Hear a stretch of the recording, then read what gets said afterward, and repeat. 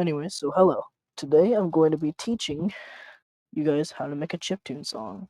Um, Now for this I'm going to use an example of what I think is my best chiptune song. Not my best song. I have better songs than this, but this is my best chiptune song. I love it. Honestly, I love it. I like it a lot. So this is the formula I normally follow. So I don't really always start with this, but I like to start with like a noise that has like a fade out. Like, oh, let me play it to you. So I like to start with this kind of fade out noise. It just fades out, you know what I mean? But another thing I like to start with is the backing melody. Now I know this may seem a little bit backwards, but when you start with the backing melody and you enter the main melody later, you'll hear it. It actually sounds pretty nice. Um, so let's start with the backing melody, which is this is the backing melody. This is not the main melody of the song. Also, first I'm gonna say something about the drums because I'm a drummer myself, so I gotta say something like that. So my recommendation is to have a very simple beat because you don't have to make a crazy beat. Now, if you want, you can have this like.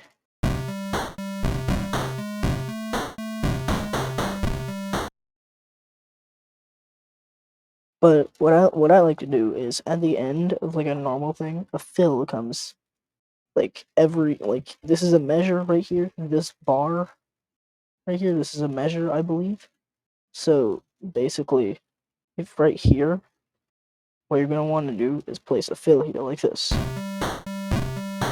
that leads to the main melody, which we're gonna get to later. But what you want to do is you have a mini fill at the end of each of these simple beats. So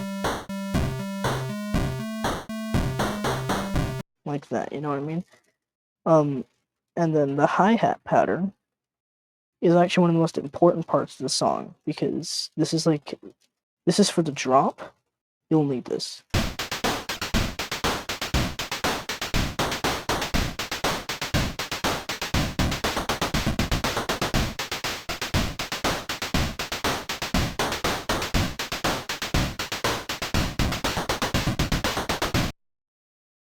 Anyway, so yeah.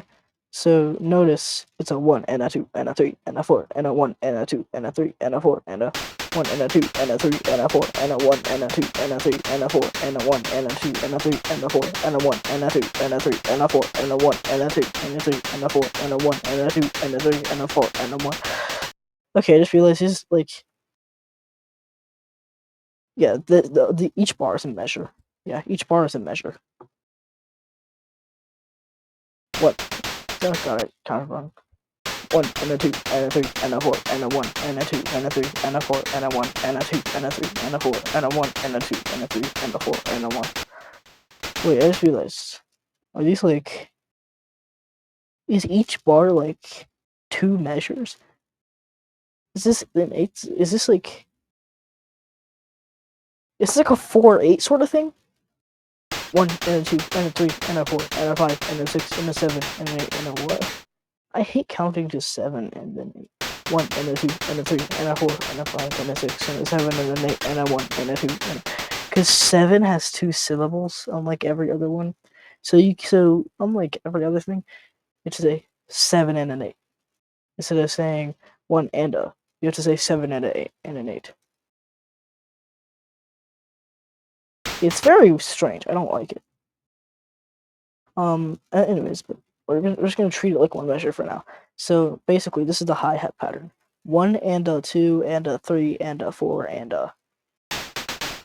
Let me slow down. Okay, that's too much. That's still too much.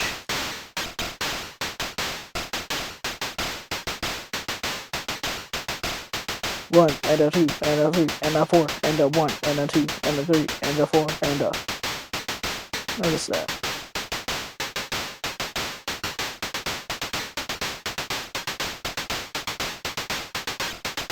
And you can go at any speed you want with this, but the goal with this is that it's not like a complex beat or anything. What you want is for it to sound like this.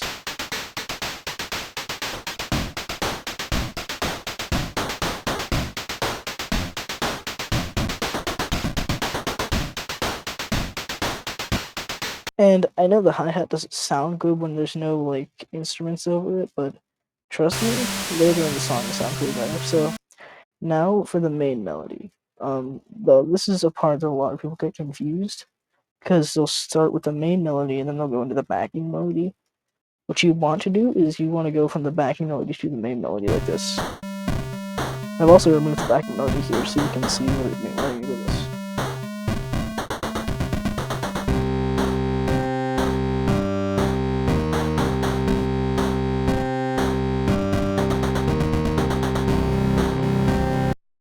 Anyways, so we'll get to that part later, the bass later. Anyways, so as you can tell, the backing melody does add a lot of flavor to this.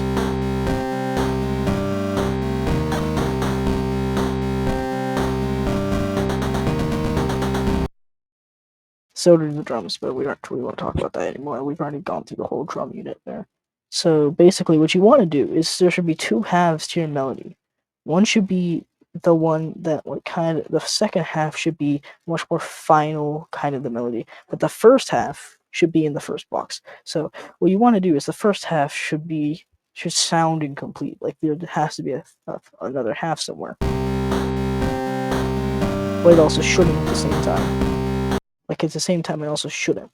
It's a very strange thing, but once you figure out how to get it to sound like that, it sounds really nice, and I love it.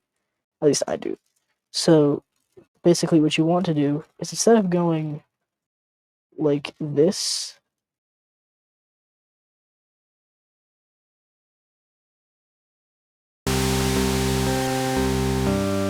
because this doesn't sound right, right?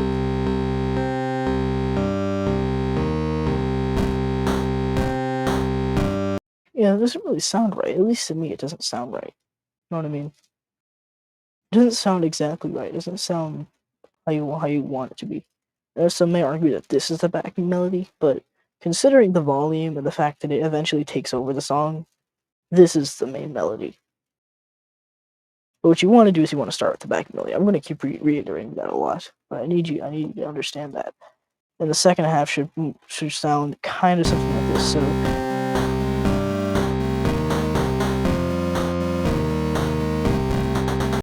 like the second half there should be less notes, and it should also flow well from the first to the second half. So it sounds like it's just one whole thing. So it's one half and another half whole make a whole instead of sounding like they're just two different halves, but they don't make a whole thing. What you want is this. Um, but anyways, what you want to do before you get anywhere, you want once you get close to the chorus, what you want to do is you want to start using the second half after you use 4 measures of this. At least for me, that's what I did here. But you can choose any other amount that you feel is correct. I recommend 2 or 4 before you do this, but then you just start including the second half only. Let me just remove the bass here because we need to get to that later.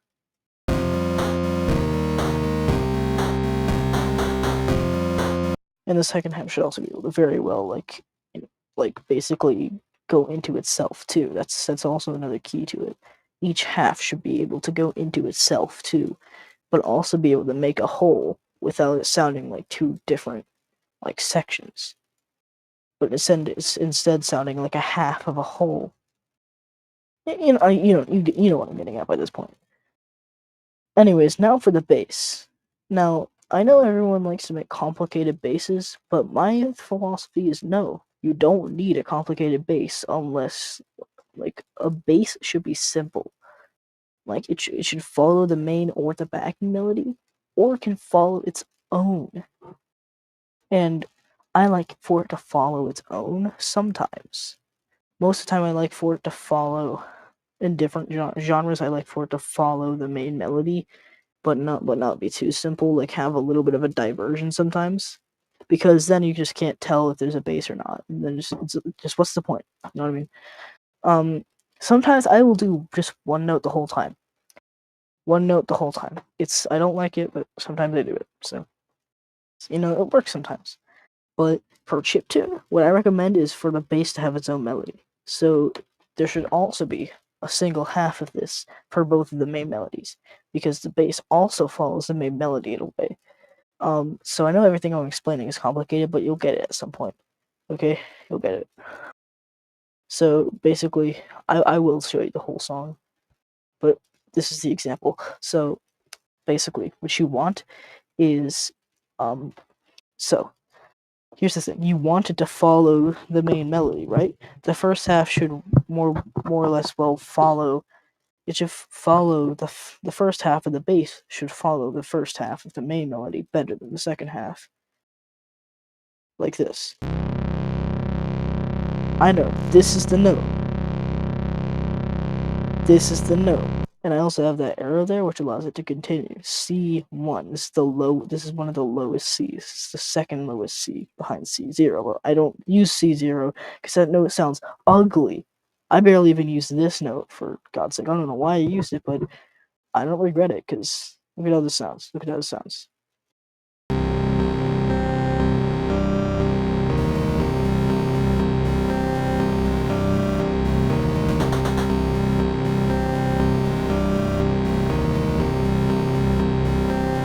Isn't that a vibe? Anyways, so basically, I'm gonna just patch this back up. So one of the things I do is before the drop, you don't want the bass to actually work as much. So you don't want the second half to go with the second half. Because that sounds too final, right? It's like it sounds too much like the drop, and it just sounds weird, at least to me. So what you want to do is instead you do use the first half of the bass for the second half too.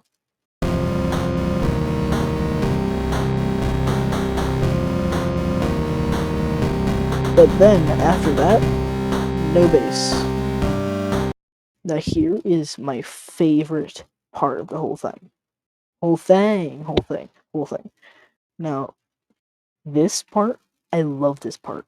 So before you do the drop, some people may do it differently. You can do it with any aspect of the thing, but I like to use the second half of the main melody to make something like this.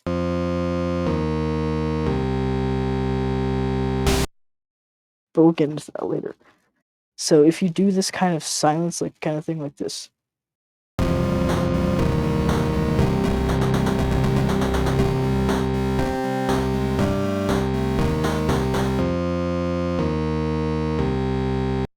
and it's like so epic, and I love it.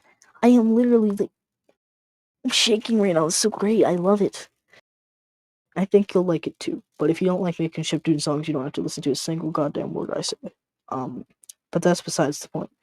Now for the chorus. This is where you take all my advice for the first half, throw it out the window, and instead, what you do is, if you want the same backing melody the whole time, which is what I did, then you can do that.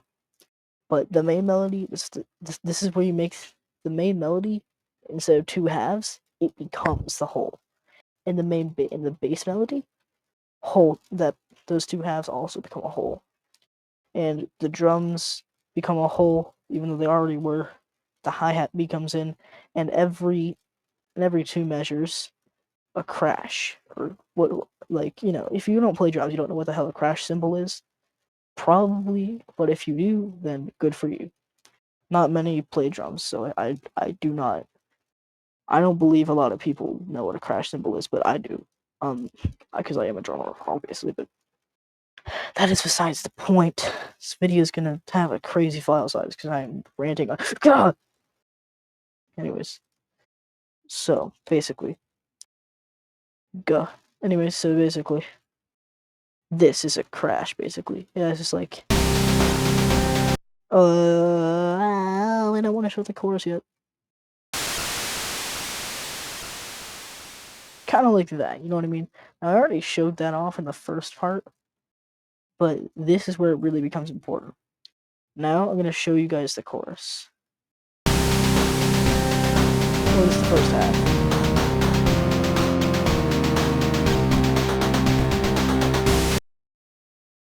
Alright. Well, that's kind of the end of the tutorial, so I'd say just enjoy this song because I like it.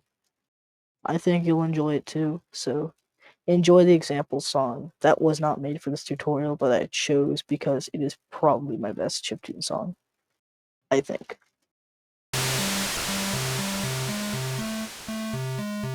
Ah, okay, restart. Um,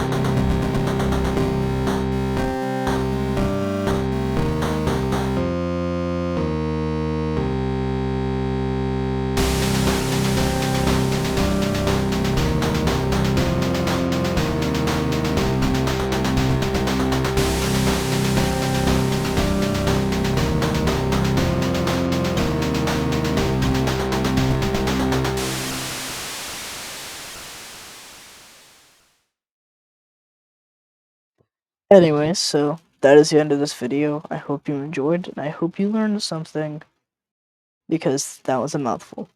But that's besides the point. I will see you guys in the next video, and I promise to upload more someday. Someday, probably.